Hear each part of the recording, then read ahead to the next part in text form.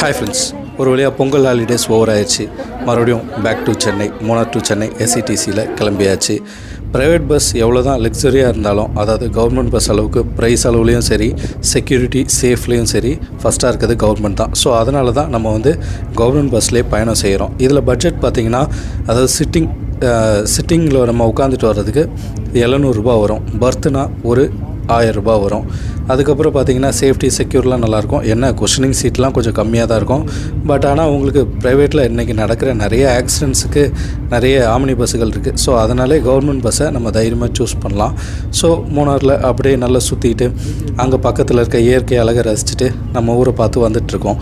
ஆனால் என்ன தான் அந்த மலையை விட்டு கீழே இறங்கினாலும் உங்களுக்கு தேனி வந்துடும். தேனியில் பார்த்திங்கன்னா ரெஸ்ட் ரூமுக்கு 10 ரூபா வாங்குகிறாங்க. 10 ரூபா வாங்குறது நல்லது தான், அந்த ரெஸ்ட் ரூமை நல்லபடியாக பயன்படுத்தினா. பட் ஆனால் ரெஸ்ட் ரூம்குள்ளே யாருமே உள்ளே போக முடியாது. அந்த அளவுக்கு உள்ளே ஃபுல்லாக செம கப்பு.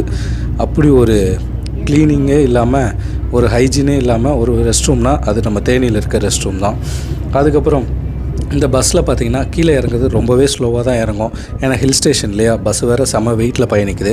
அதுவும் இல்லாமல் இந்த பஸ்ஸோட கிலோமீட்டர் பார்த்திங்கன்னா அன்றைக்கி வண்டியை விட்டு இறங்கும்போது தான் பார்த்தேன் 10 லட்சம் கிலோமீட்டருக்கு மேலே ஓடி இருக்குது. 10 லட்சம் கிலோமீட்டர்லாம் காரே ஓடுது, பஸ் ஓடாதான்னு கேட்குறீங்களா? ஆமாங்க. பட் ஆனால் இருந்தாலும் நம்ம 10 லட்சம் கிலோமீட்டர் பஸ்ஸை இப்போ தான் ஃபஸ்ட் டைமாக பார்க்குறேன். நீங்கள் ட்ராவல் பண்ணும்போது உங்களோட பஸ் கிலோமீட்டர்ஸ் எவ்வளோன்னு பார்த்துருக்கீங்களா? பார்த்துருந்தா நம்ம கமெண்ட்ஸில் போடுங்க. மறுபடியும் சென்னைக்கு போகிறதுக்கு கடுப்பாக தான் இருக்குது. என்ன பண்ணுறது, பொழப்பு பார்த்தாகணுமே, அதுக்காகவே நம்ம ஓட வேண்டியதாக இருக்குது.